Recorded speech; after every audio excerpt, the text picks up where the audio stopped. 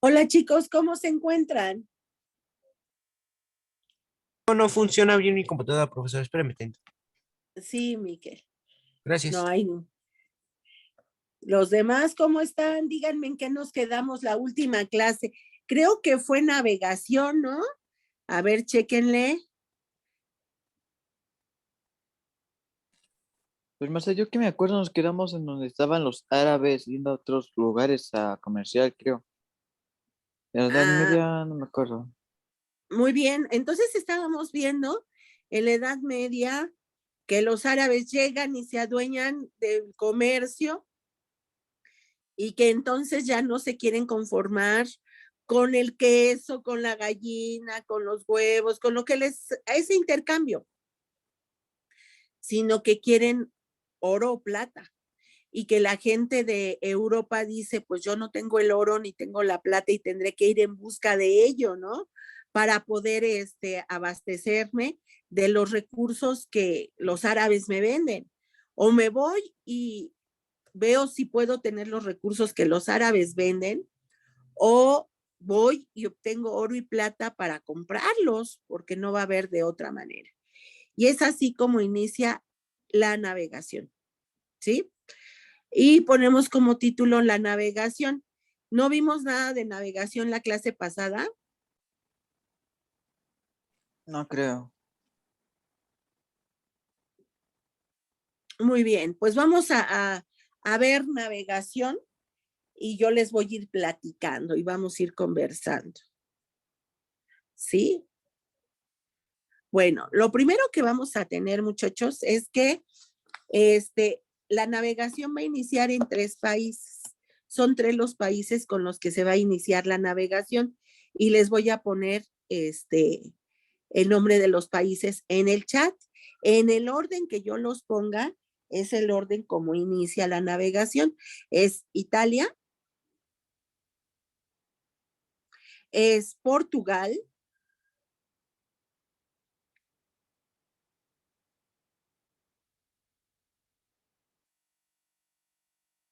y es España. Maestra, eso sí nos los había dicho. Eso sí se los había dicho. Sí tenía esa sensación. Y España, No, ¿no, profesora? y España, sí. Italia, Portugal y España. Vimos Italia, Portugal y España. ¿Vimos Italia? Sí, lo vimos. El que no hemos visto, yo creo que es Portugal, ¿verdad? Portugal. Sí, creo que eso no lo hemos visto, maestra. Perfecto. Vamos con Portugal, muchachos. Características de la navegación en Portugal. ¿Sí? Pues miren, Portugal pertenece a una península. También es una península que es la península ibérica.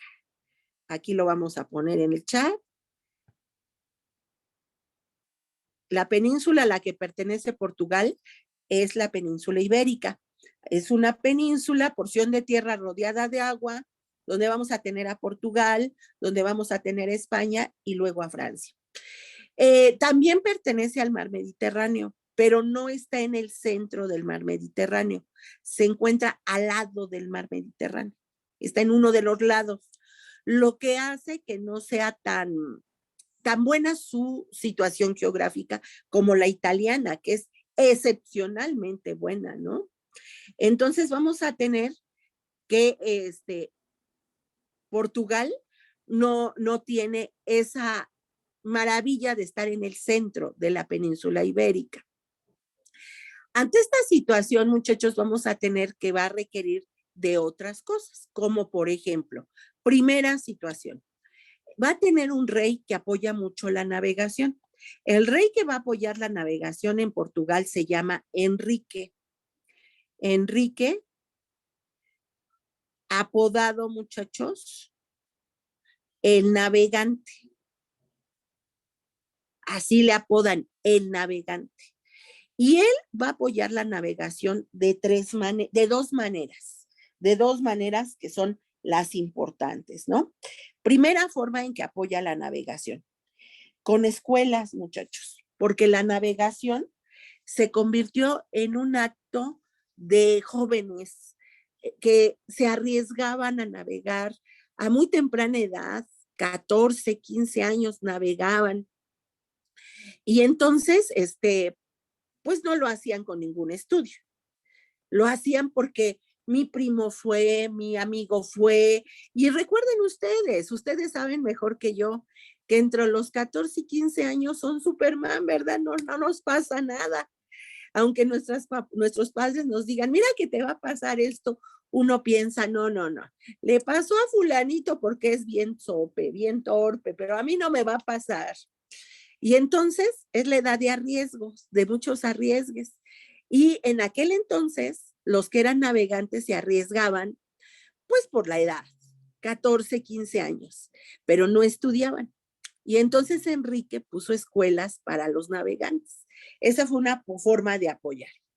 La siguiente forma, muchachos, fue construyendo embarcaciones. Había embarcaciones buenas, pero no tan buenas como las que se tenían después. Con Enrique, les voy a poner el nombre de las embarcaciones que empieza a darse. Sí, miren, primero había piraguas. Estas ya se tenían en algún lado, muy elementales, las piraguas, pero se fabricaron piraguas, que son construcciones para ir de barcos, construcciones de barcos para ir a navegar dentro de los mares internos de un país o dentro de los mares o ríos o lagos internos de un país. No es para salir. Es un lanchón grande, gigante, en el cual lo único que vas a hacer es navegar, pero de manera interna. Eso es la piragua. ¿Como la primera lancha de la historia? Como la primera lancha, sí, exactamente. ¿Sí? Entonces, esa es la piragua. Siguiente es el junco. Aquí se los pongo. Junco. El junco, muchachos, es una embarcación para ir por mares cercanos. Por ejemplo, de Francia a Inglaterra. Y ahí ya navegas y vas y vienes, pero cerquita. Son mares que no tienen oleaje tan complicado, son mares diferentes, que no necesitas una embarcación tampoco con grandes velajes ni nada. Ese es el junco. Fue la segunda embarcación.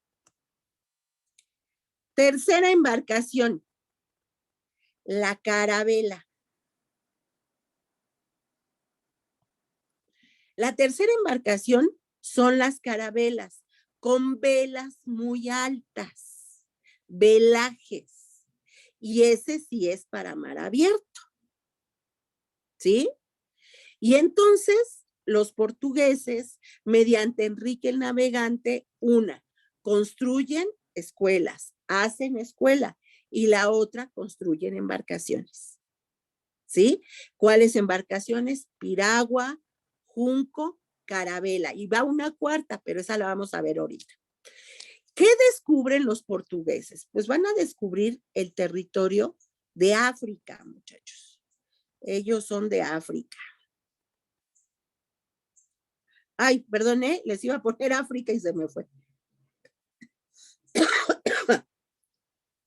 Y uno de los marineros más importantes es Vasco de Gama, que ahorita les voy a poner aquí la imagen de él para que lo conozcan siquiera, ¿verdad? Ahí está Vasco de Gama. Así como Cristóbal Colón es para nosotros, Vasco de Gama es para los africanos, el conquistador. Ese es Vasco de Gama, muchachos. Ahí, como yo lo dije, ya se ve mayor. Bueno, no se ve viejo, pero sí un hombre de más de 30 años aproximadamente. Y pues ya es diferente a tener marineros que están haciendo apenas sus pequeñas travesías, ¿no? Ahora, vamos a tener que Vasco de Gama descubre África. ¿Y qué fue lo que más comerciaron los portugueses. Muchachos, lo que más van a comerciar los portugueses es ¿Esclavos? gente, es esclavos, exactamente, negros. Y es ahí donde surge el barco negrero, también conocido como barco de la muerte. Se identificaba por la cauda de tiburones que generalmente iban atrás de los barcos negreros cuando iban a enclavar, y pues atrás del barco los tiburones por la cantidad de cadáveres que se tenían que echar, ¿no? Hacia afuera. Les voy a poner 2 fotos, las voy a compartir del barco negrero y ahí ustedes verán lo que significaba el barco negrero. Miren, esta es vista desde la parte de arriba un barco negrero. Si ustedes se dan cuenta, en esa postura trasladaban a los negros. Voy a tratar de ampliarlo. Ahí está ampliada. ¿Sí? Y permaneciendo en esa postura 3 meses, 6 meses. Entonces los negros morían, pero como chinches. Esta es la parte de arriba del barco. Vean las divisiones. Ahorita les voy a compartir la pantalla, pero en otra imagen, que es el interior del barco. Ahí va. Ese es el interior de un barco negrero. Lo que vieron es la parte de arriba. Y lo que están viendo ahorita es el interior del barco. En su mayoría hombres, ¿sí? Pocas mujeres, porque pues era necesaria la mano de obra. Y una de las características es que se traían de diferentes puntos de África, muchachos. No eran del mismo lugar porque como, vean qué cantidad de esclavos y cuántos creen que fueran, cuántos portugueses en el barco. O sea, tal vez 100, pero ante esta cantidad de esclavos, si tú tienes jóvenes negros en esos porcentajes, pues podría haber un amotinamiento. Entonces, la única forma de evitar los amotinamientos dentro de la población negra es que vinieran de diferentes puntos, que no se pudieran entender. ¿Sí? Y mujeres pocas. Por eso es que fíjense, cuando se da el descubrimiento de América y que se trajeron negros a América, se denuncia que hubo muchas violaciones a mujeres indígenas por partes de negros, por supuesto, porque en los barcos, si ustedes se dieron cuenta, no había mujeres, pocas españolas o europeas aquí, entonces la mujer indígena padeció doble violación, que sería la de los negros y la de los europeos, ¿sí? Realmente la diáspora, se llama diáspora, la diáspora africana no la conocemos, muchachos. En los programas de historia se habla muy poco de la diáspora africana. Tendríamos que tener una materia de historia de diáspora africana para entender lo que fue en Centroamérica, en América del Sur, en el Caribe y en Estados Unidos, que son lugares donde se vendían a los negros, ¿no? Por parte de Portugal, por supuesto. Brasil es una zona también importante para esto. Entonces, bueno, ese es el famoso barco negrero, por eso se los pasé al final. Acuérdense, son piraguas, juncos, carabelas y barcos negreros, ¿sí? ¿Hay alguna duda de la navegación portuguesa? ¿Todo bien? Vamos con la española, ¿sale, chicos? Vamos con la navegación española. Y aquí yo les voy a poner una fecha en el chat. Y la fecha es 1492. ¿Qué sucede en esa fecha? ¿Quién me dice algo? Profesora, ¿puede repetir otra vez, por favor? La fecha, Miquel, 1400, no, navegación española. O me voy más atrás, Miquel. Navegación portuguesa. Bueno, donde lo que fabricó de junco, carabelas, pero ¿cuál fue la primera? Sí. Piragua. La primera es piragua, la segunda es junco, carabela, barco negrero. Ajá. Ajá. ¿Algo que más? ¿Qué más? Tú dime. Bueno, todo bien. Bueno, lo de 1492, fue donde ocurrió uno de los sucesos más importantes de la historia europea, ¿no? El descubrimiento de América, lo cual De la atribuyó, historia de, lo cual atribuyó Cristóbal Colón, lo cual condicionó la evolución política, social y económica, ¿no? Wow. efectivamente, es el descubrimiento de América. 1492, descubrimiento de América. Y bueno, como lo dijo bien su compañero, es un suceso que marca cosas importantes no solo para Europa, sino para el mundo entero. Por eso es que se dividió la historia a partir de ahí en contemporánea, moderna, en moderna. Acuérdense que para tener divisiones en la historia, tiene que ser un acontecimiento que haga que se tambalee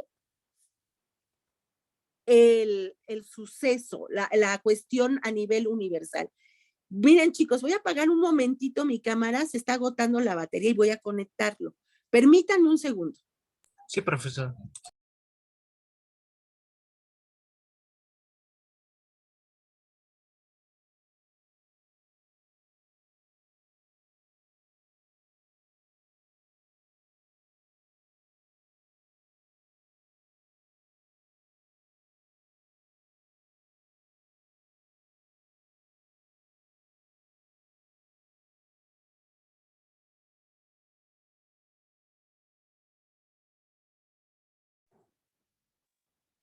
Ahora sí, ya. Bueno, fíjense que 1492 es un parteaguas en Europa, pero sobre todo para España. España va a vivir para ese año acontecimientos muy importantes. Primer acontecimiento, la unificación de España. Recuerden ustedes que en Europa había reinos que no estaban unificados. Ese era el caso de España. España no existía, muchachos. Existían muchos reinos en proyecto de un país, del feudo, reinos y luego país. Y entonces vamos a tener que España se quiere unificar. Se unifica en 1492. Entonces, ¿qué era España? Pues era Cerdeña, Salamanca, Cataluña, eso era España, pero no era un país. Se casan los reyes católicos, Isabel de Castilla y Fernando de Aragón. Con el casamiento de ambos, vamos a tener que España se unifica, porque son los dos principales reinos. Entonces empieza el proceso de unificación. Eso ya es importante. Sí, Miguel. Eso fue de la conquista de México, ¿no? Sí. Bueno, de ahí ya parte el descubrimiento y luego la conquista, efectivamente. O sea, primero sería el casamiento, luego el descubrimiento y luego la conquista. Acuérdense, la conquista es 1521. Sí, ya, o sea, son hechos que se van dando. ¿Perdón? Fue el virreinato y su organización política, ¿no? Sí, pero eso es un poquito después. Bueno, les dije Cerdeña, Cataluña, Salamanca, León, todos esos eran los reinos. Sí, había más, cité algunos. Bueno, sigo. España, para unificarse, saca a los árabes de su territorio. Los árabes habían dominado España 600 años. Por eso es que nosotros somos una mezcla cultural tan grande, porque nosotros también tenemos cuestiones árabes. Sí, Miquel. Bueno, también ese año de 1400 fue muy importante para España porque también era la expulsión de las árabes de la península ibérica y el descubrimiento del Nuevo Mundo, ¿no? Sí, sacan a los árabes de España y viene el descubrimiento, a la de a fuerzas. Porque miren, los árabes salen y se van con su dinero. Se casaron Isabel de Castilla y Fernando de Aragón. Los dos reinos con este casamiento más importantes de España se unen. Isabel de Castilla y Fernando de Aragón. Ahora, salen los árabes y dicen, pues yo me voy, pero me voy con mi dinero, No te voy a dejar mi dinero, España. Y aquí viene un hecho muy grave. Descapitalizan España. Todavía ni formada está y no tienes ni dinero. España va a estar descapitalizada. ¿Sí? ¿Qué más vamos a tener? Además de que se descapitaliza, dicen, ya no te voy a vender productos y hazle como quieras. A ver, España, ¿quién te vende la pimienta, la nuez moscada, las telas? Yo no te voy a vender nada. Y entonces España se ve obligado, chicos, a buscar rutas para que te lleven a tener los productos que los árabes te vendían y que ya no te quieren vender, que generalmente están en la India, o el oro y la plata para el intercambio. Acuérdense, cuando llegan los conquistadores, ¿qué vienen buscando? Oro y plata. O la ruta que nos lleve a la India. ¿Por qué? Porque los árabes ya no les quieren vender nada. Y es aquí cuando surge Cristóbal Colón. Cristóbal Colón es un marinero, un navegante italiano, que aprende cartografía y geografía de manera empírica. Se habla de que su padre tenía una taberna en Italia y que en la taberna el niño aprendía geografía de manera espontánea, como cuando estamos niños y vamos aprendiendo, y que dicen es que son unas esponjas los niños. Sí, efectivamente, con toda tristeza les digo que vamos perdiendo esa espontaneidad de aprender, porque cuando eres niño todo lo recibes y todo lo aprendes. Y así Cristóbal Colón, seguramente en la taberna de su padre, escuchaba a marineros decir que había rutas peligrosas, a enseñarse las cartografías, a pelearse en las mesas, diciendo la distancia de tal a tal lugar es otra. Y así aprendió empíricamente. Y así hizo sus mapas, con muchos errores, por supuesto, plagados de errores, muchachos. ¿Por qué? Porque Cristóbal Colón no estudió geografía.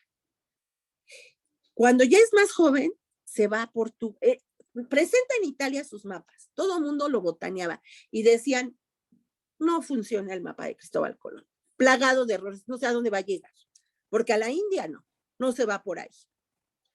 Se va a Portugal. Y en Portugal presenta sus planos y su proyecto. Pero Portugal acababa de descubrir ¿qué, muchachos? Díganme qué acababa de descubrir Portugal. África. África. Entonces decía Portugal, yo voy a invertir en ese proyecto, ni loco. Y entonces no invirtió en ese proyecto, tampoco en el proyecto de Cristóbal Colón, Portugal. Y llega a España. Y es en España donde urgía, donde cualquier proyecto se iba a tomar en cuenta. Y entonces le aceptan el proyecto. Se lo acepta la reina Isabel, jovencísima, que dice es la única manera de capitalizar España. Y se lo acepta. Y hasta esto de que le dio sus joyas en nombre de Castilla, claro que sí, le da las joyas en nombre de Castilla por estas circunstancias.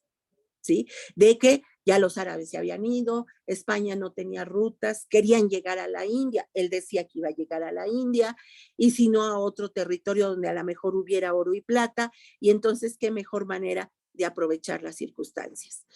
Fíjense que Cristóbal Colón muere pensando que llega a un archipiélago. Él nunca supo que llegó a un continente. Si definimos archipiélago, archipiélago es un conjunto de islas. Entonces él muere pensando que había llegado a un archipiélago, muchachos. Nunca se imaginó a dónde había llegado, muchachos, que era a un nuevo continente. Sus viajes, fíjense, fueron 4 viajes. En el primero llega a las pequeñas Antillas. Lo voy a escribir en el chat. Pequeñas Antillas. Y maestra, tengo una duda. Sí, ¿Y cómo supieron dónde estaba Cuba? en el segundo viaje llega a las Grandes Antillas, que es Cuba. En el segundo viaje llega a las Grandes Antillas. Segundo viaje, ahorita te explico. Grandes Antillas.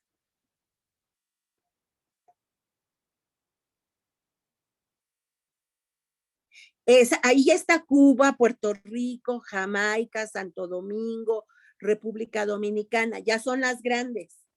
No se llamaba Cuba, pero decían, pues estas islas están más grandes, ¿no? Pero todavía no Cuba. Espérenme todo, ahorita y voy para allá. Tercer viaje, llega a Centroamérica.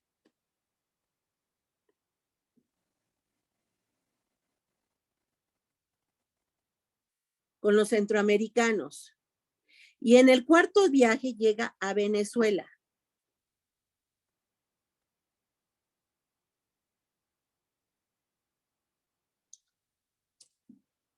Y pues todo era el mismo clima, la misma flora, la misma fauna y Centroamérica angosto, que parecía una isla, y Venezuela con saliente al mar Caribe, el mismo clima. Entonces, pues él pensaba, llegué yo a un archipiélago.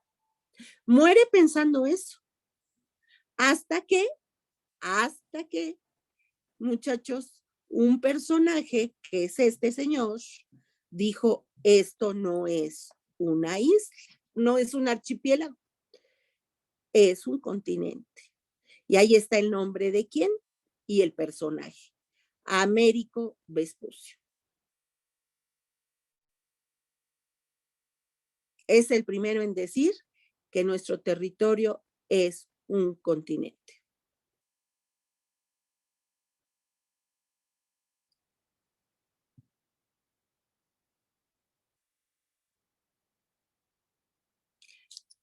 Muchachos, América es enorme. Piensen lo siguiente, la relación. España tiene el tamaño de Monterrey. El Vaticano mide lo que mide nuestro Zócalo, el centro. Son países chicos. Y si todavía estamos hablando de gente que la base de la riqueza es la tierra, América representaba un verdadero tesoro, ¿eh? Acuérdense que los europeos que llegan y hacen la conquista están en esa transición entre lo que es la Edad Media y el Renacimiento. Todavía dicen, no, la riqueza es la tierra, y ven la cantidad del continente de territorios, no, pues es increíble. Sí, Guillermo, coméntanos, por favor. Tengo entendido de que por eso le pusieron a nuestro continente América, ¿no? Por Américo, ¿no? Efectivamente, por él, porque fue el primero, un marinero, él era italiano, era un geógrafo italiano, eran los buenazos de aquel entonces, pero venía con los españoles y él fue el que dijo, no, esto no es un archipiélago, es un continente, sí, Américo Vespucio, por eso se llama América nuestro territorio. Y los españoles, para poder conquistar, dividen América, porque pues si no tan grande, ¿cómo, verdad? Y vamos a tener que dividir en América en los siguientes virreinatos. Yo les voy a dar el nombre del virreinato y les voy a dar los países que lo integran. Entonces vamos con los nombres de los virreinatos. Primer virreinato, muchachos. El primer virreinato se va a llamar el de Santo Domingo, que incluye las pequeñas y las grandes Antillas. Esas islitas del Caribe chiquititas y las más grandes. Eso es el virreinato de Santo Domingo.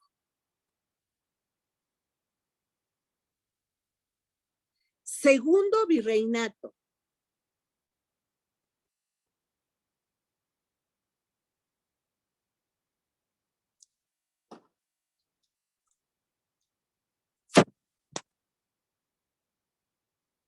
el virreinato de la Nueva España, que incluía, muchachos, fíjense, el virreinato de la Nueva España, que incluye desde la parte sur de Estados Unidos hasta Costa Rica. Desde la parte sur de Estados Unidos hasta Costa Rica. Nos toca a nosotros todo lo que es el centro del virreinato. Todavía no nos quitaban la mitad del territorio y todavía Centroamérica no se independizaba de México. Profesora, Eso era la Nueva ¿hasta España. dónde? Perdón, Miquel. Sí, ¿desde la parte sur hasta dónde? De la parte sur de Estados Unidos a Costa Rica. El de la Nueva España. Tercer virreinato, el virreinato de Perú.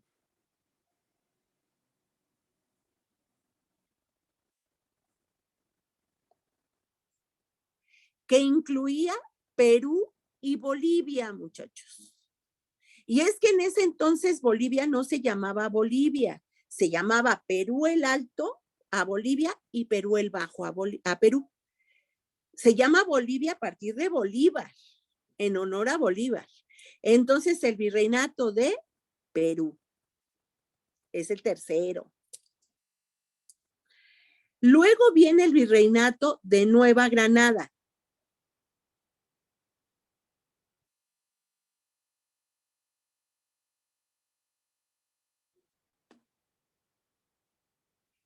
Que incluye Venezuela, Colombia, Ecuador y Panamá, porque Panamá era parte de Colombia, se independiza como nosotros como se independizó Texas de México, así.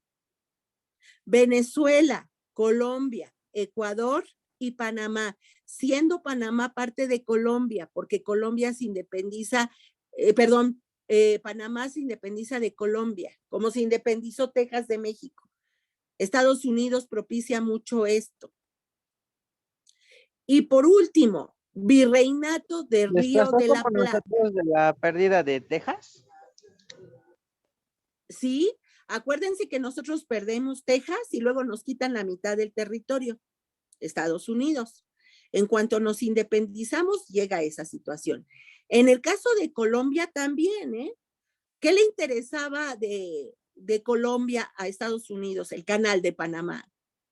Con eso ahorras una cantidad de tiempo en el comercio maravillosa y te adueñas de una zona muy importante.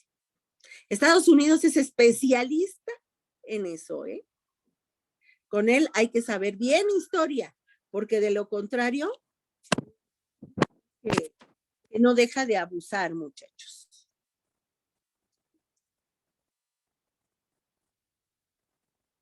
Y el siguiente país, el siguiente virreinato de Río de la Plata, que incluye Panamá, Argentina. No, perdón, Panamá, no, perdón, no, es Argentina, Chile, Paraguay y Uruguay. Argentina, Chile, Paraguay y Uruguay. Ese es el de Río de la Plata. Es la ¿El qué dijo, capitanía maestra? de Chile. Es Argentina, Paraguay, Uruguay y Chile. Es la capitanía de Chile. Profesor, entonces virreinato de la Nueva, ¿qué? Ese es de Río de la Plata. El otro fue de Nueva Granada. ¿De la qué, profesor? De Río de la Plata y el otro de Nueva Granada. Está en el chat, ¿eh?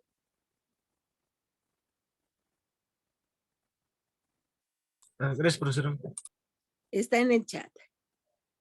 La capitanía de Chile es Chile, sí. A ver, hay un país, muchachos, que no he mencionado y que es gigante. ¿Cuál es? Brasil. Brasil.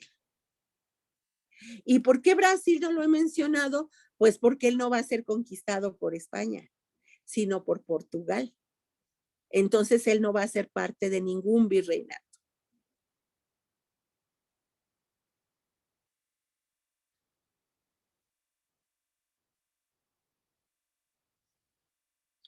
¿Todo bien hasta ahí, chicos? ¿O hay alguna duda? Permitente, profesor, permitente. Sí, no, yo aquí espero. Permitente, profesor, permitente. Ya casi, casi.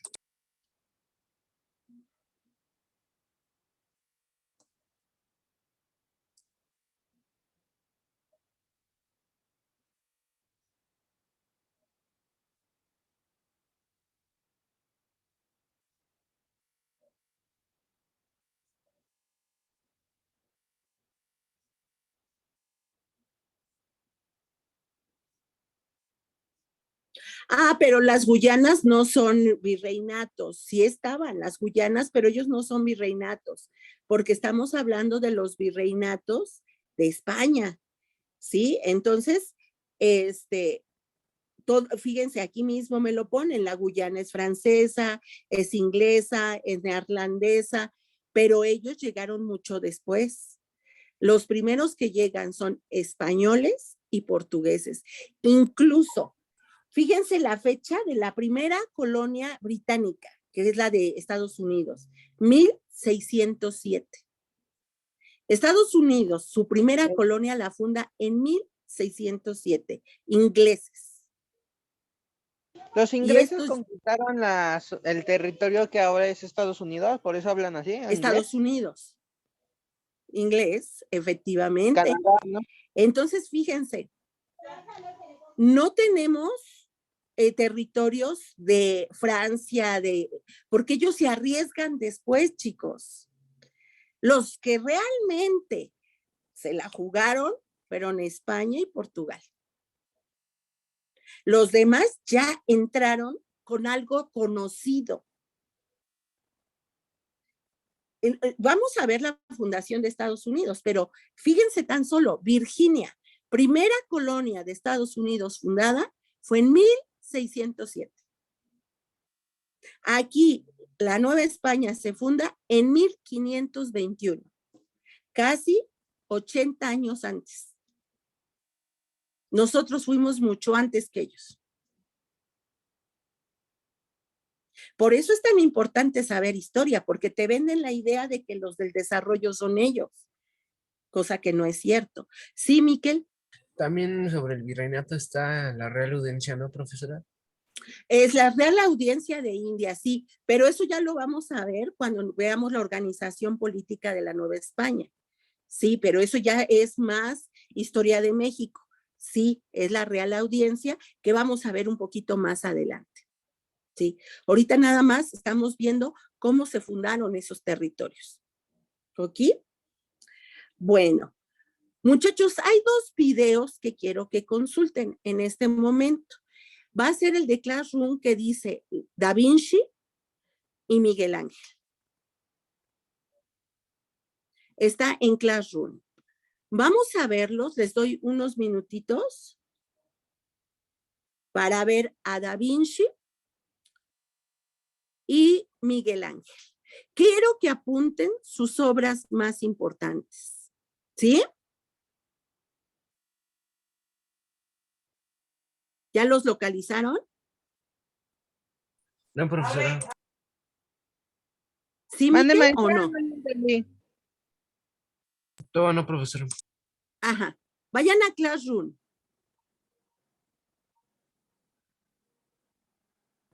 Profesora, yo no estoy en Classroom.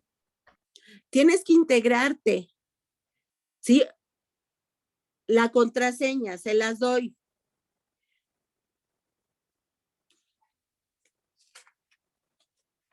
A ver, es el J. Se las pongo en el chat. Es G, es con minúscula. X.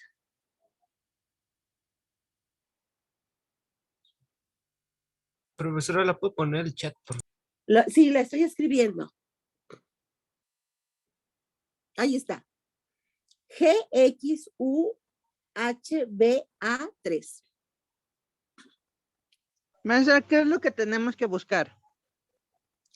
El video de Miguel Ángel y el de Leonardo. Y anotar sus principales obras. Ok. Esas las los puso ayer, ¿no? Sí, No, los puse pero, ayer. ok. Están puestos ayer. ¿Y cómo Hay se, varios. cuál es el título? Miguel Ángel y Leonardo da Miguel Vinci. Ángel y Dice Leonardo. Da Vinci, dice Da Vinci y Miguel Ángel. Gracias.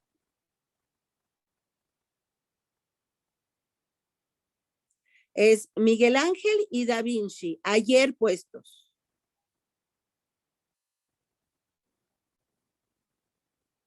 ¿Ya lo encontraron?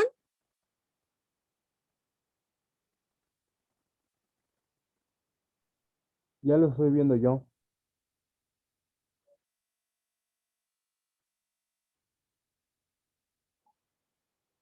Adelante, chicos, 2 minutitos, no, 7 minutitos vamos a dar. Uno es de 3 y otro es de un poquito más, pero lo que alcancemos a ver en esos minutos, para no retrasarnos más. Profesora, entonces de Miguel Ángel y de Leonardo da Vinci. Da Vinci dice Da Vinci y Miguel Ángel. Ok, gracias, profesora. Adelante.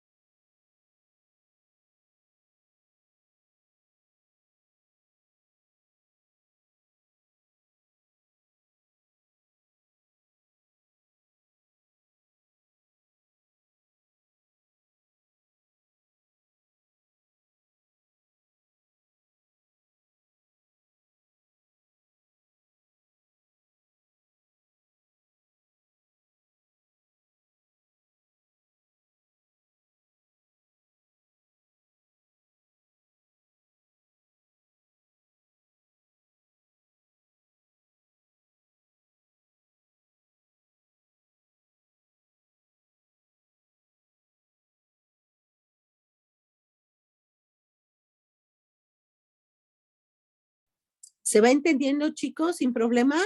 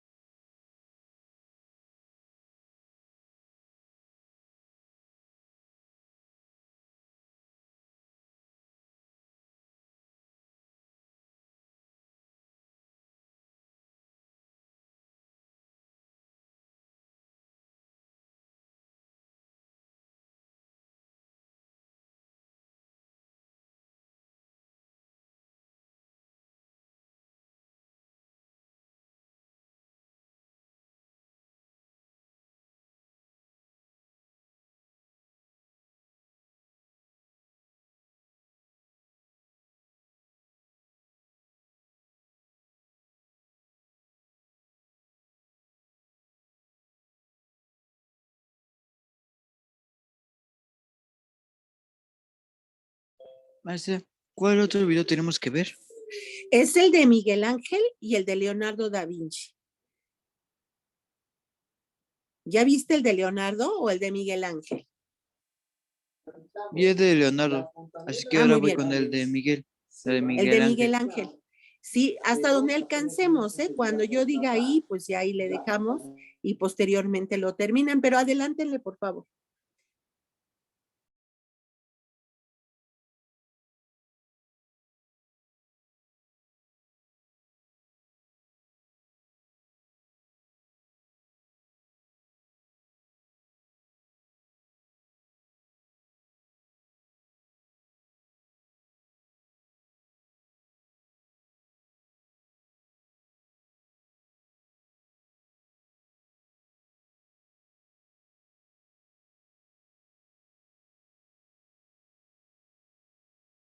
Profesora, ¿Sí? y Da Vinci trata sobre el Renacimiento, ¿no? Es del Renacimiento. Y de hecho les mandé uno de Renacimiento, pero ese no lo van a ver después. Yo les voy a explicar hoy Renacimiento. Por eso es que estamos entrando a eso. Ah, ok, gracias.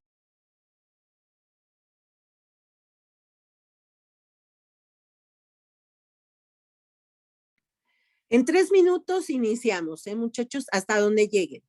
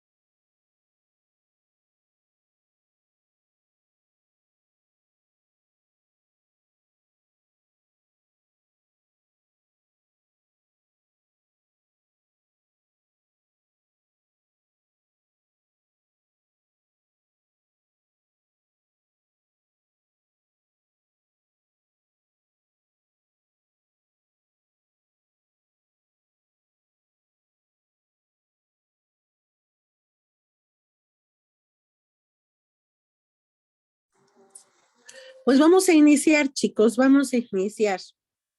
Antes de que me digan cualquier cosa de Leonardo o de Miguel Ángel, voy a definir qué es el Renacimiento. Entonces, vamos a definir Renacimiento y la definición es la siguiente. Ahorita vamos a hablar de lo que vieron en el video, pero primero vamos a definir Renacimiento. defino movimiento cultural y artístico de finales del siglo XV y principios del siglo XVI. Repito, movimiento cultural y artístico de finales del siglo XV. Se los estoy poniendo en el chat. El siglo XV y principios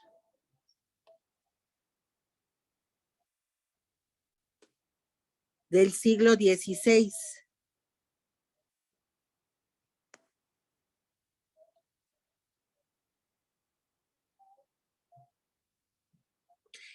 En el que se retoma a la cultura grecolatina.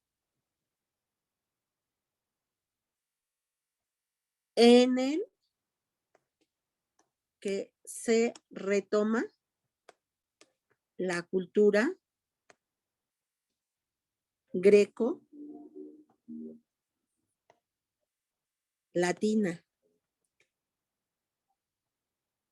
Ahorita la voy a desmenuzar, ¿eh? En el que se retoma la cultura grecolatina y coloca al hombre En el centro, ¿no? en el centro de toda la actividad.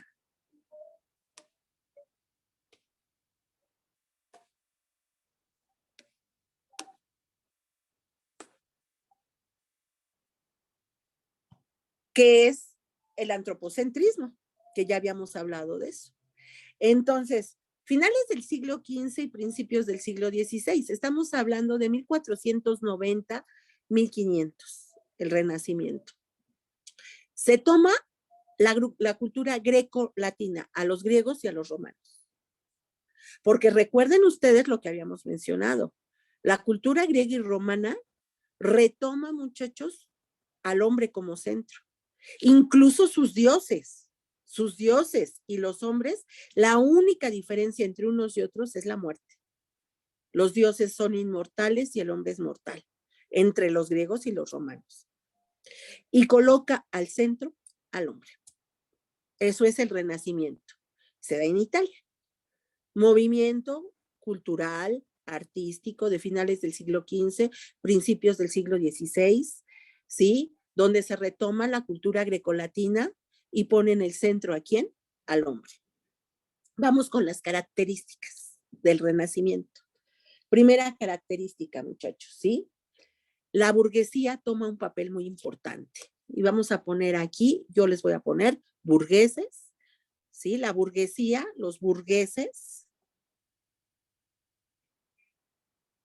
toman un papel súper importante, porque el comercio se activa, porque ya la base de la riqueza en el Renacimiento no es tener tierras, sino es tener oro y plata para comprar mercancías. Va a dar inicio a algo que se llama mercantilismo. Entonces se va a dar inicio al comercio, al intercambio de mercancías. Y de ahí la palabra burgués. El burgués es el que vive en un burgos y los burgos son ciudades comerciales. ¿Sí? Entonces, ¿qué sector se va a activar? La burguesía. Esa es la primera característica. La segunda característica, muchachos, es que el hombre se hace hedonista. Voy a poner en el chat la palabrita hedonista o hedonismo. ¿Y qué quiere decir hedonismo?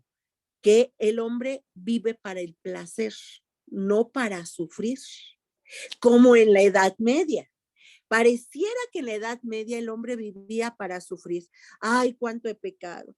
Ay, tengo que pagar porque he pecado. Ay, ojalá y huela a santidad y no me voy a bañar en años. Ay, voy a sufrir y a sufrir en la Edad Media. En el Renacimiento el hombre entiende que no nació para sufrir y que lo más importante es pasarla bien. Y entonces el hombre se vuelve hedonista. La palabra hedonista va relacionada al placer, es decir, siente la necesidad del placer.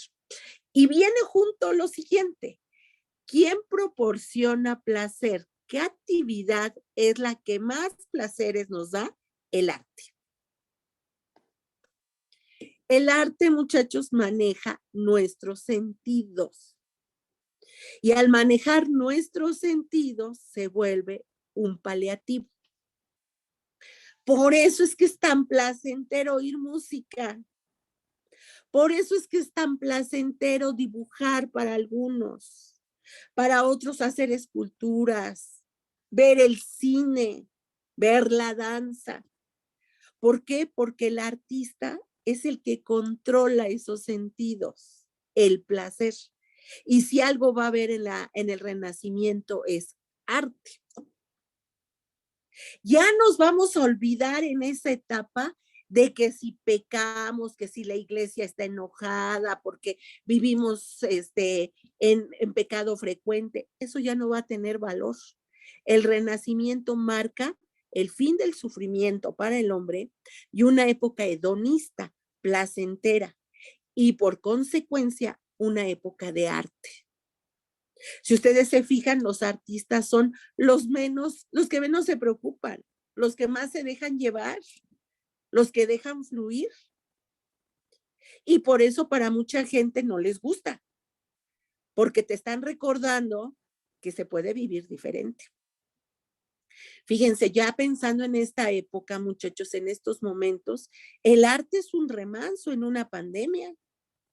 Ay, estoy encerrado, pero puedo ver una buena serie, puedo ver algo de anime, puedo ver alguna buena película, me voy a tomar junto con ello un buen jugo, un café, lo que ustedes quieran, ¿no?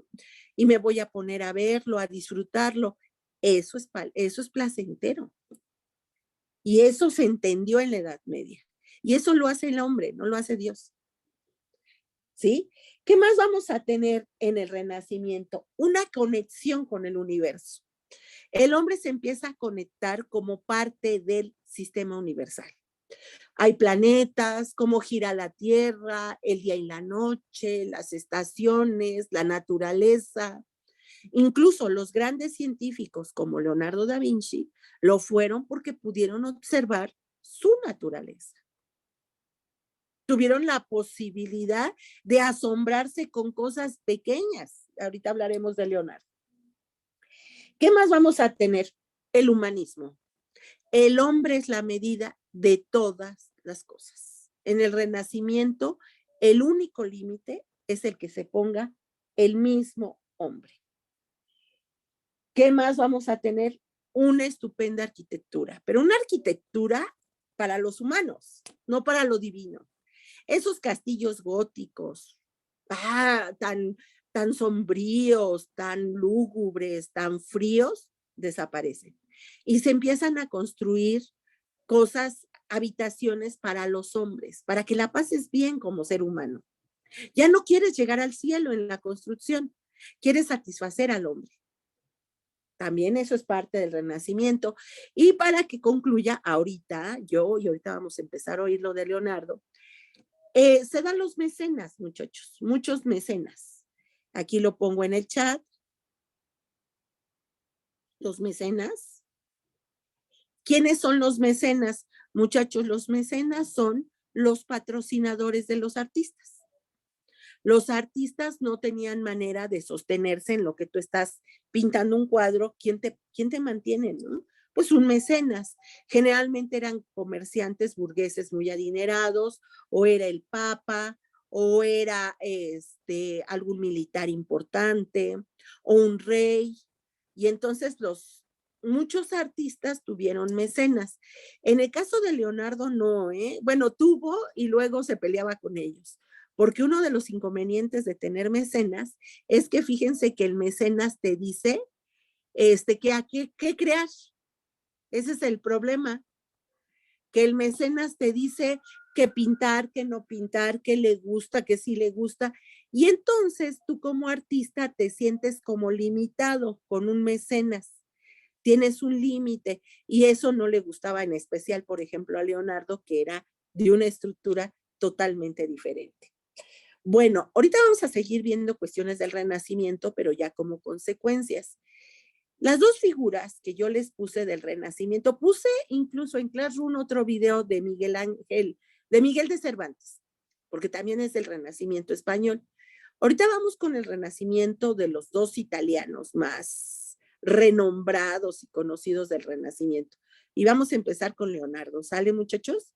¿Qué me pueden decir de Leonardo? A ver, escucho. ¿Qué me dicen de Leonardo? Si no me lo quieren decir en el chat, está perfecto. ¿Quieren tomar la palabra? Fueron Yo, profesora. la adoración de los magos. Ramsés me dice que la primera obra era ¿cuál, Ramsés? Perdón. La adoración de los magos. De los magos. Muy bien, perfecto. ¿Qué más? Alguien que me diga. Ajá, Miquel.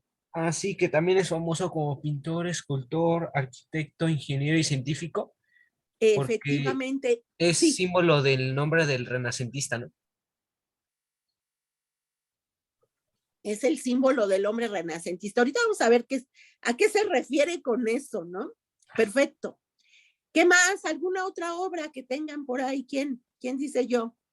Así que el Renacimiento también fue una época de profundas transformaciones, tanto materiales como espirituales, ¿no?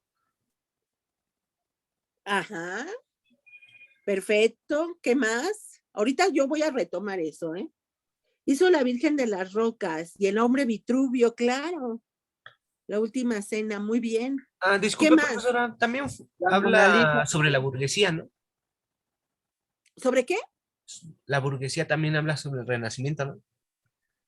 Sí, pues son los comerciantes. Son los comerciantes muy adinerados y en el Renacimiento empieza el mercantilismo, el comercio, el intercambio de mercancías. Sí, porque la burguesía fue la clase social que mejores beneficios obtuvo durante el Renacimiento, ¿no? Pues es que es la que del dinero, sí, es la que mejor posición social va a tener. Porque establecieron las En la pautas también placa, económicas, ¿no? sí, tiene estabilidad, una gran estabilidad económica. La burguesía, y de ahí el capitalismo viene, muchachos. La plaga con Leonardo da Vinci, en la arquitectura, sí, efectivamente. Fíjense que en la plaga, en la peste negra, él construye diques y drenajes para que ya las calles de Italia no estuvieran tan sucias, porque pues la peste negra estaba diezmando por la falta de higiene. Y él hace drenajes, diseña drenajes en Italia y abastecimiento de agua potable para los italianos, que hasta el día de hoy es complicado, muchachos? Italia, Francia, Alemania, España tienen problemas de agua desde hace muchísimos años, desde la época de Leonardo. Sí. ¿Qué más? ¿Qué más? ¿Algo más? ¿Alguna obra de Leonardo? Él inventó la pintura al óleo. Pintura al óleo también. Y sí, estoy totalmente de acuerdo, vamos muy bien. Una obra más. La Mona También Lisa. pintó La Mona Lisa y la Última Cena, perfecto. Es conocido como la Gioconda, ¿no? Sí, la Gioconda, que bueno, dicen que es la esposa de un comerciante, de ahí el nombre de Gioconda o Mona, que significa señora en italiano. Bueno, yo les voy a platicar rápido de Leonardo. Lo que nos dijeron está estupendo. Profesora, El video, sí. También el Renacimiento es una etapa de transición histórica entre la Edad Media y la moderna, ¿no? Y la época moderna. Sí, es una transición histórica, está en medio.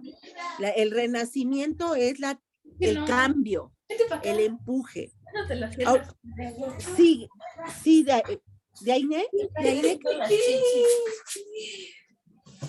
¿De Aine nos quieres comentar algo? ¿No? No. Bien. Bueno, yo les comentaré lo siguiente, muchachos.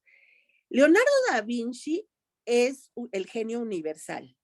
Él va a ser pintor, escultor, químico. Se habla de que era hasta muy buen cocinero. Porque hasta viéndolo de la siguiente manera, la cocina es una práctica de la química, muchachos. Revolvemos, hacemos cosas, hay efectos entre las diferentes facultades de ciertos alimentos, se combinan sabores, colores, nutrientes, ¿no? Y él era como este tipo que le gustaba experimentar a Leonardo da Vinci.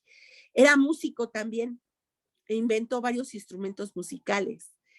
Y Leonardo da Vinci no le gustaron los mecenas, porque era un tipo bastante rebelde, muchachos. A Leonardo da Vinci los mecenas no le satisfacían, porque a él le gustaba pintar por lo que quería pintar, ¿no? No le gustaba que le dijeran.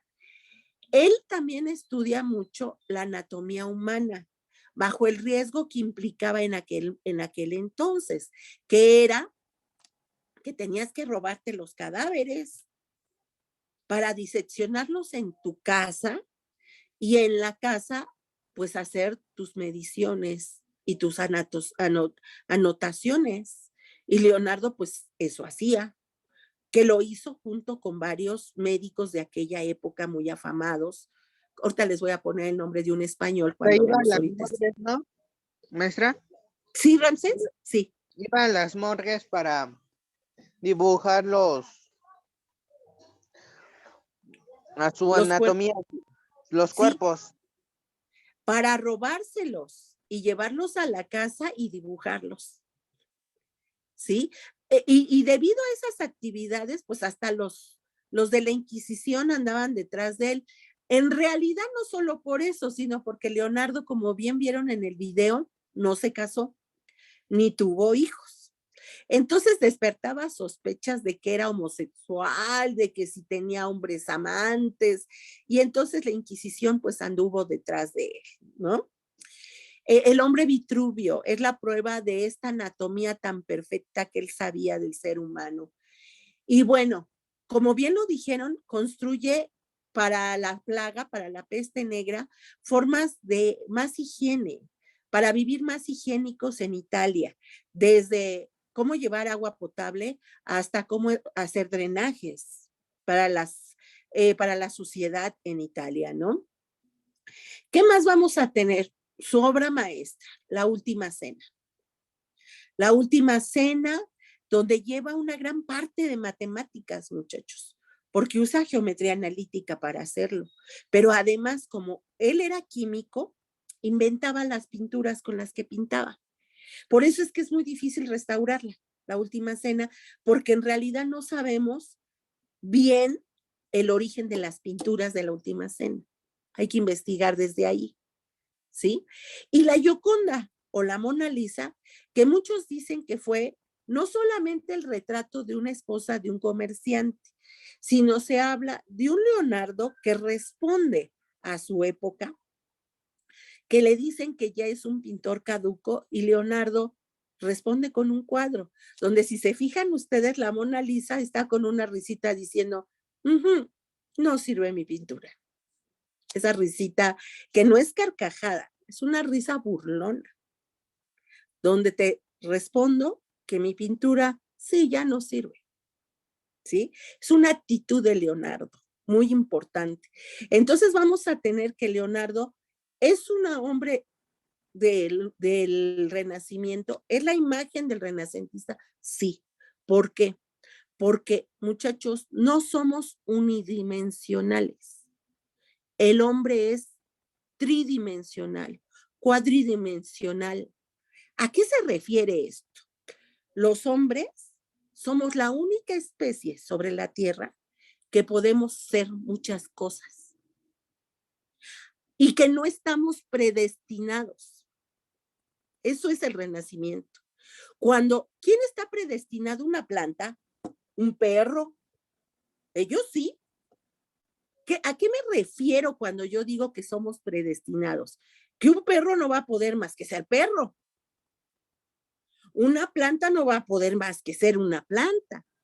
Pero el ser humano no está predestinado. Y el Renacimiento te lo dice. No tienes una dimensión. Tienes las que tú quieras tener. Podemos ser estupendos cocineros. Podemos ser buenísimos dibujando. Podemos ser estupendos músicos y a la vez muy buenos estudiantes. ¿Por qué no? Si creemos que el hombre es dimensional, ya estamos fracasando, porque quiere decir que nada más servimos para una cosa. Y eso no sucede. Leonardo demostró, por eso dicen, y lo dijeron muy bien, es la imagen de un renacentista. Un renacentista es aquel que ve miles de posibilidades para hacer. Yo no puedo pensar que yo ya estoy predestinado para hacer siempre lo mismo. Ay, soy maestra, sí, pero me gusta ir al cine, me gusta tejer, me gusta leer, me gusta hacer no, por mí, ¿verdad? Cosas de lo que serían aretes, cosas de ese estilo, ¿no? Joyería, ¿no? Igual que cualquiera de ustedes puede dedicarse y ser tridimensional, cuadridimensional, multidimensional. Ese es un hombre renacentista. Por eso dicen que Leonardo es la imagen y el prototipo del renacentismo, que es lo que hace falta ahorita, muchachos. Exactamente esa gente la que hace falta ahorita. Cuando nos dicen, es que no hay futuro. ¿Cómo que no hay futuro? Hay presente, hay futuro y hay pasado, como todo el tiempo. Pero ya no podemos seguir haciendo lo mismo. Si seguimos queriendo hacer lo mismo, va a ser un fracaso. Porque ahorita lo que necesitamos es un renacimiento otra vez. Y por eso tenemos que entender qué es ser renacentista. Ser renacentista es saber que tengo varias facetas y que puedo hacer muchas cosas, que hay un abanico de posibilidades, hoy más que nunca, muchachos. ¿Sí? Eso es lo que tengo que entender. Y Leonardo es el ejemplo clave de esto. Él bien pudo haber dicho, ay, yo pinto, ¿qué voy a estar haciendo cocina? Ay, yo soy escultor, ¿por qué debo de tocar algún instrumento musical? Ay, no, yo robar cadáveres, qué flojera, qué riesgo. No, el renacentista ve el abanico, te sientes parte del universo y esa es la ventaja de nuestro querido Leonardo da Vinci y de todos los renacentistas de esa época. Por eso es un momento tan importante, de tanta libertad. Vámonos con Miguel Ángel Buonarroti, muchachos. ¿Qué pinta Miguel Ángel? ¿Qué esculpe Miguel Ángel? ¿Quién nos quiere decir? A ver, los escucho en el chat también. Sí, profesora. Que cuenta que Miguel Ángel destacaba la decoración al fresco de la bóveda de la Capilla Sixtina y en David. Efectivamente. Escultura Él colosal de pinta. mármol, ¿no? Ay, perdón, lo último no te dejé hablar. Adelante. Sí, no se preocupe. Escultura colosal de mármol, ¿no? Sí. Miren, acaba de decir Miquel algo muy importante. Pinta la Capilla Sixtina del Vaticano. Porque Miguel Ángel sí tuvo mecenas. Y los mecenas de Miguel Ángel fueron los papas. Entonces, muchachos, pues bueno, el papa le pagaba a ellos por pintar. Y pinta la Capilla Sixtina, donde va a estar el Apocalipsis, el juicio final. No, como pintor genial, ¿no? Y además, pues vivía en el Vaticano. De repente tenía roces con el Papa, pero finalmente, pues los logró librar, ¿no? Algo muy importante que él hace a nivel escultura, sus dos esculturas más importantes, las cito, es la Piedad y el David, y lo voy a poner en el chat, ¿sí? La Piedad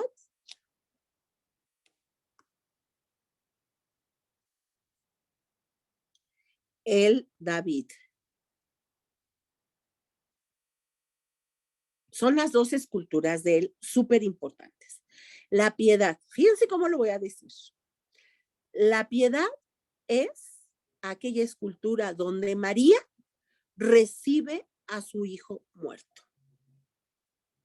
No dije la Virgen María y no dije recibió a Cristo muerto. Dije María recibió a su hijo muerto. ¿Qué es el gran logro de esto?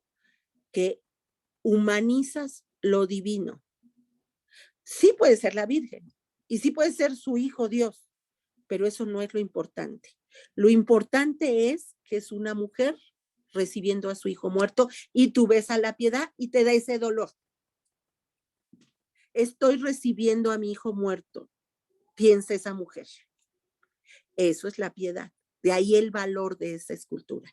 Y el David, bueno, el David es una escultura de David. Acuérdense que viene David y Goliat, que bueno, en la Biblia se citan. Y David es un hombre muy hecho a lo que es las esculturas griegas. Cabello ensortijado, cuerpo perfecto, rasgos finos. David era una escultura ejemplar de lo que es el Renacimiento italiano, muchachos. ¿Cuáles son los méritos de Miguel Ángel? Humaniza lo divino. Y tal vez ahí vendría su rebeldía con el Papa, donde el Papa o la Iglesia no podía decir nada, porque estás igualando al hombre a Dios. Y eso es ser muy rebelde, pero no podían decir nada. Incluso piensen en la Capilla Sistina, en esta imagen que puse yo la vez pasada, donde está Dios con Adán al mismo nivel. ¿Sí? Muchachos, eso es un reto a la iglesia. O sea, Dios y hombre al mismo nivel. Ese es el mérito. Fíjense qué propuestas tan diferentes. ¿Sí? Consecuencias del Renacimiento. Consecuencias del Renacimiento. ¿Cuáles son? Pues se las voy a enumerar, las consecuencias más importantes. Primera consecuencia del Renacimiento, muchachos, el hombre se vuelve más libre. ¡Ah, qué maravilla! Eso es padrísimo. El hombre se vuelve libre. Ya no se deja llevar por el pecado, por el miedo, no. Otra consecuencia es que la iglesia pierde poder. Muchos hombres de esa época empiezan a convertirse, no digamos la palabra atea, son teístas, que es creo en Dios, pero no en ninguna religión. Sí, Miquel, adelante, por favor. Así es que también el humanismo fue un movimiento artístico, filosófico y artístico que guió el Renacimiento, ¿no? Al ser filosófico, que también es un movimiento filosófico, como bien lo dices, ya te planteas en qué vas a creer. Y se vale dejar de creer en lo que crees. Porque ya hablaremos más adelante. O sea, finalmente, el abanico está de propuestas. Sí, Rodrigo, ¿nos ibas a comentar algo, perdón, o no? ¿No? Sigo. La pintura, muchachos, va a destacar la pintura, sobre todo la pintura italiana. Y la pintura italiana presenta características como, fíjense, se empiezan a utilizar los colores pastel en la pintura italiana. Antes se pintaba en colores ocre o colores muy serios, ¿no? Negro, gris, azul, pero azul fuerte, todos los tierra, ¿sí? Ahora se empieza a pintar en lilas, en amarillos, en verdes, agua, en azul cielo. Pues es otra cosa, ¿verdad? Eso es importante. ¿Qué más? Se empieza a pintar escenas sociales.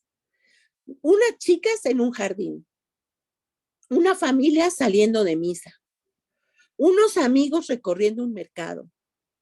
Hasta el pintor se pinta en un autorretrato.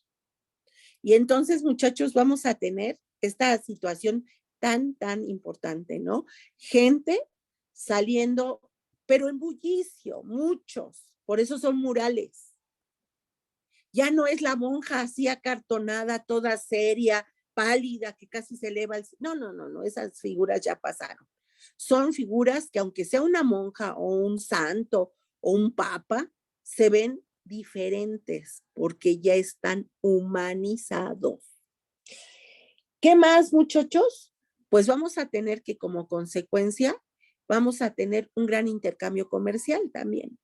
Se va a comercializar más y más rápido. ¿Sí? Y pues una cantidad de propuestas para ver la vida diferente, maravillosa. Fíjense que a futuro, cuando veamos la conquista de México, ahí viene el detalle. Muchachos, en la conquista de México, muchos dicen, es que los mexicas perdieron porque Pues por la epidemia, por las armas, porque se le unieron otros pueblos a los mexicas. Sí, todo eso es real. Pero ¿saben qué fue lo más fuerte? Su ideología. La ideología mexica era de imperio cerrado, local. La ideología española era renacentista. El universo a mis pies. Puedo hacer lo que sea. Y si se dan cuenta, eso es súper importante. Porque la ideología es la que hace que seas una persona diferente. No es la ropa. Puedo traer el celular más avanzado del mundo y ser un racista, clasista, homofóbico. Y eso es atraso. La ideología es lo que hace que la gente sea verdaderamente avanzada. Y eso es lo que tenemos en el Renacimiento. ¿Dudas del Renacimiento? Bueno, casi la mitad. ¿Qué pasó, Miguel? ¿Qué dudas? Sí, algo de la mitad. ¿Cuál es tu duda? Bueno, la mitad de lo que dijo. ¿Por qué? ¿Qué es lo que dudas, Miguel?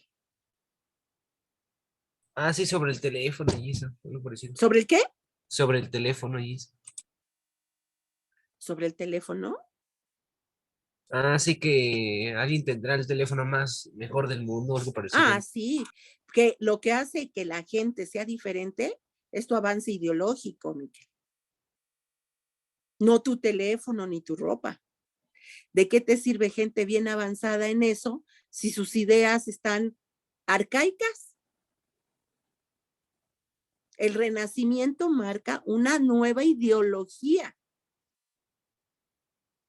O sea, lo más Entonces, importante del mundo es sobre nosotros, ¿no? No es sobre la ropa ni el teléfono. Es sobre nuestra inteligencia, qué sabemos, cómo somos o eso, ¿no? ¿cómo te comportas? ¿Qué ideología tienes?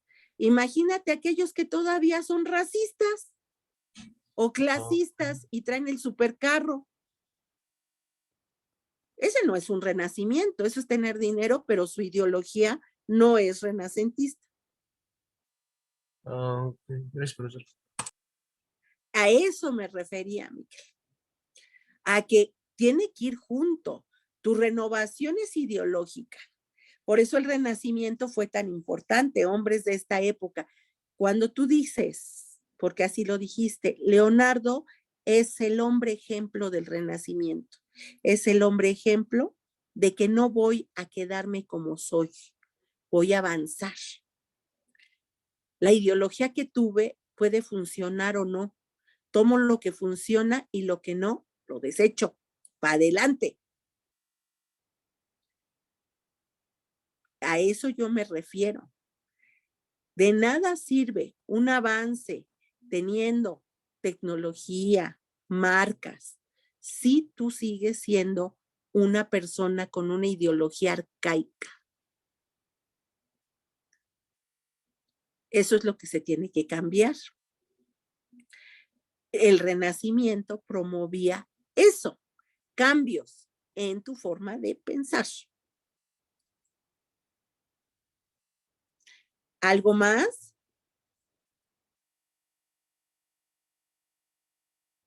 ¿Todo bien? Va. Vamos a poner como título ilustración. Vamos a poner como título ilustración. Si ya el Renacimiento era de cambios, la ilustración es de más cambios, muchachos. Y vamos a definir qué es la ilustración. La ilustración, muchachos, es el movimiento científico y cultural de finales del siglo XVII y principios del siglo XVIII. Ilustración, movimiento científico y cultural de finales del siglo XVII y principios del siglo XVIII, donde lo más importante es, y aquí lo voy a poner en el chat, muchachos, la razón.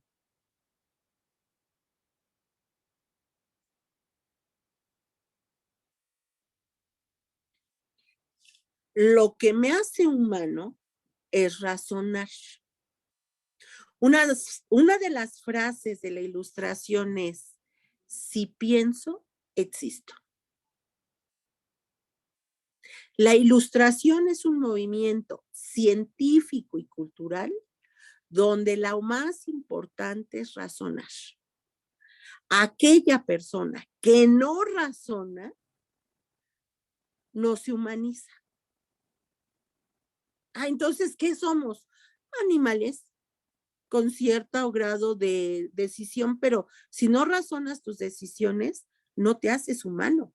Lo que te hace humano es el poder razonar. ¿Y qué mi mascota tan obediente que es y tan lista que no razona? No. El razonamiento es de los seres humanos, solamente. Y entonces en la Ilustración dijeron, yo voy a creer en todo lo que pase por el método científico y en todo lo que sea razonado. No voy a creer en algo que se diga como ley, si no se comprueba. Sí, Miguel. También sobre la Ilustración está el siglo de las luces o la era de la Ilustración. Es el siglo de las luces porque mientras en la Edad Media se decía que todo era oscuridad porque no había conocimiento, en la era de mayor conocimiento es la luz del conocimiento. Por eso se le llama el siglo de las luces, que es el momento de mayor luz que te da el conocimiento. La oscuridad se relaciona a la Edad Media. ¿Sí? Y entonces en la Ilustración voy a creer en todo lo que sea comprobable. Dios existe y dicen los ilustrados, compruébamelo. Y entonces le contestan, pues compruébame que no existe. Y ahí hay una rivalidad, pero es de comprobación, muchachos? Si pienso, luego existo. ¿Ok? Les voy a platicar que dentro de la Ilustración hay algo que se llamó la enciclopedia.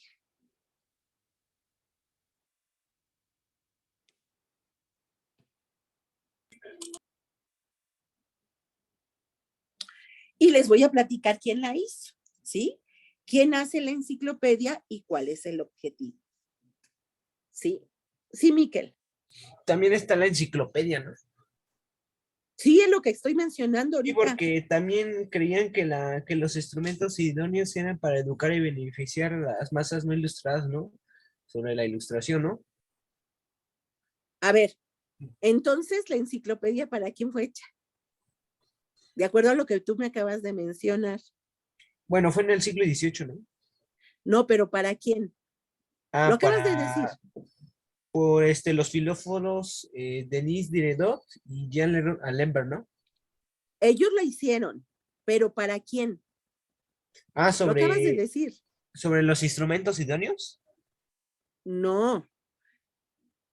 La enciclopedia fue hecha para las masas, para la gente que no podía estudiar. Porque decían que era muy importante que todos llegaran al conocimiento, no que fueran grupos selectivos y que todos aprendieran a razonar. Les voy a platicar cómo se hizo la enciclopedia. Fíjense que había un rey que se llamaba Luis XIV, conocido como el Rey Sol. Este Luis XIV, muchachos, el Rey Sol, era tan ególatra, tan vanidoso, le gustaba ser el centro. Y fíjense que Luis XIV, el Rey Sol, se hizo llamar él así. Nadie le puso el Rey Sol. Él dijo, donde yo llego, irradio luz como un sol. Y entonces le gustaba ser el centro, ególatra Luis XIV. Ante esta situación, Luis XIV, pues, manda construir muchos edificios para que se viera, ¿no? Su presencia. El Palacio de Versalles lo manda a construir para ir a bailar. Y manda a construir jardines, ciudades. Le gustaba ser visto. hasta que decide crear la enciclopedia. Él la construye con un fin ególatra, ay, para que me recuerden y que no se pierdan los conocimientos de Francia. Pero también los que participaron en ella la hacen para el pueblo, porque dicen que el pueblo es importante que estudie. Y entonces le va a dedicar a dos personajes la construcción de la enciclopedia. Le va a decir, háganla. Ahorita, permíteme tantito, Miquel, que es a Diderot y a D'Alembert.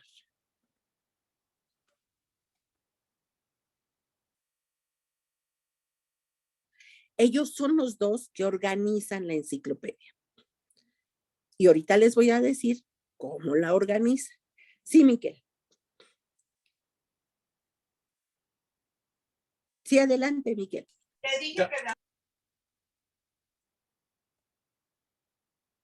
También Denise Heredó editó una obra de 28 volúmenes.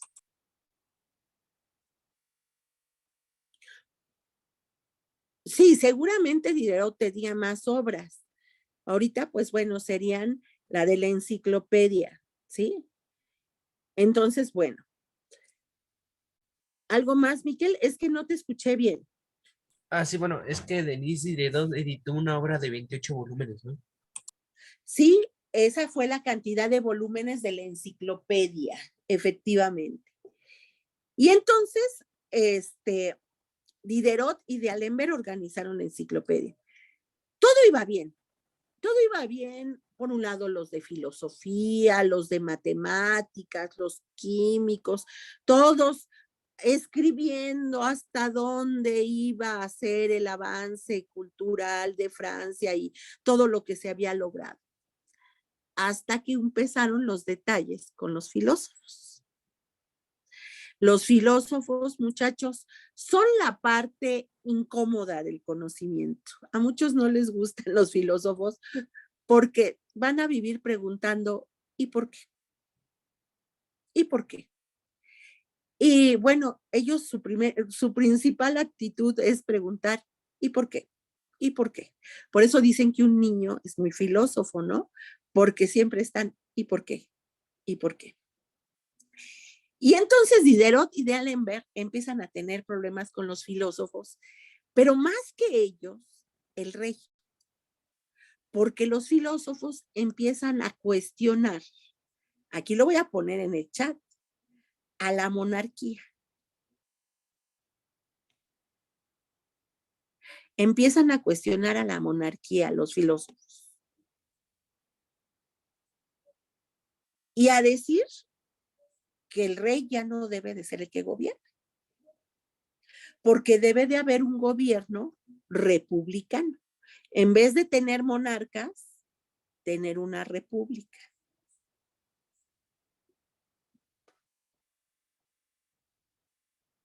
Y empiezan a estar diciendo, tampoco creemos en el derecho divino, de que el rey es rey porque Dios lo quiere. No creemos en eso. Y empiezan a cuestionar el derecho divino. El rey se enoja con los filósofos porque, pues, ¿cómo que vas a hablar mal de la monarquía? ¿Y cómo que vas a decir que el rey no es rey por gracia de Dios? Se enoja y dice, cancelo la enciclopedia. Estos filósofos están hablando mal de los reyes, del derecho divino, es inaudito. Yo que les estoy pagando para que hagan esta enciclopedia, malagradecidos, no los quiero ver. Y los filósofos dicen, pues no nos quieras ver ni nos pagues, nosotros vamos a seguir escribiendo. Y ellos siguen escribiendo. Y van contra el rey. Más que contra el rey, muchachos, porque era Luis XIV, era contra la situación de ese control político del rey, que ya no era funcional. ¿Por qué vamos a seguir teniendo monarquía si ya dejó de funcionar la monarquía? Y entonces ellos se ponen a escribir. Les voy a poner el nombre de el primer filósofo que vamos a ver, que yo creo que es el único porque ya casi acabamos y la clase que entra acabó con los filósofos. El primero es Rousseau, Juan Jacobo Rousseau. Está en el chat. Juan Jacobo Rousseau, su obra más importante se llama El contrato social. Y Juan Jacobo Rousseau dice en el contrato social que un gobernante debe de gobernar para las mayorías. Y las mayorías deben de obedecer los cambios o las leyes que haga el gobernante. Un gobernante no puede gobernar para unos cuantos. Debe de gobernar para las mayorías. El contrato era tácito. ¿A qué me refiero con un contrato tácito? Imaginario. Pero cuando alguien gobierna, gobierna para las mayorías y el pueblo lo tiene que obedecer. De lo contrario, el contrato se rompe y deja de existir ese gobierno. Sí, Miquel. También estaba Montesquieu, Rousseau o Voltaire, ¿no? También. Pero a ellos los vemos la clase que entra. Sí, los vamos a ver de uno por uno. Ahorita nada más nos enfocamos tantito a Rousseau. ¿Sí? Y entonces dice, la gente debe de gobernar para las mayorías, el gobernante. Y si no gobierna para las mayorías, no va a ser algo válido. Además, habla de la educación, Juan Jacobo Rousseau. ¿Y qué dice de la educación? Juan Jacobo Rousseau hace un libro que se llama Emilio. Tiene el nombre de un niño que él adoptó. ¿Y qué dice de la educación? Muchachos, él dice de la educación que la educación es una práctica de la libertad, que tú te educas para ser libre, que nosotros los maestros, que sus padres, que las instituciones deben de educarlos para ser libres, pero responsables. ¿Qué quiere decir esto? Si yo voy a elegir determinada conducta, perfecto, pero te vas a responsabilizar de los resultados de ella. Si alguien, por ejemplo, dice, yo espero que no sea así, ¿verdad? Es un ejemplo. No voy a prender mi cámara y me voy a poner a hacer otras cosas y dejo fluir y que los maestros digan lo que quieran, está perfecto. Pero ¿saben qué, muchachos? Se tendrán que hacer responsables de lo que venga. Entonces, Juan Jacobo Rousseau dice, la educación es una práctica de la libertad, en la cual cada quien tendrá el derecho a decidir. Educas para que sepas decidir, pero a la vez educas para ser responsable. Ese es Juan Jacobo Rousseau. Nada más como título para la clase que entra, vamos a poner al siguiente filósofo, muchachos, que es Voltaire.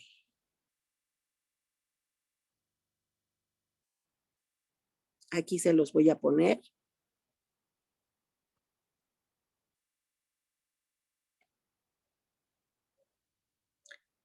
Y me dicen, la clase que entra, maestra, nos quedamos en Voltaire, no vimos nada, con él iniciamos. ¿Sí? ¿Les encargo eso, por favor? Bueno. Sí, maestra. Pues chicos, disfruten lo que resta del día, cuídense mucho, a ver los videos, yo ahí les mandé de ilustración, de Renacimiento, el de Miguel de Cervantes Saavedra también véanlo, es renacentista, y la clase que entra continuamos con ilustración. Cuídense mucho, por favor. Gracias, hasta Hasta luego, luego. maestra. Hasta luego. Chaito. Hasta Cuídense, luego, por maestra. favor.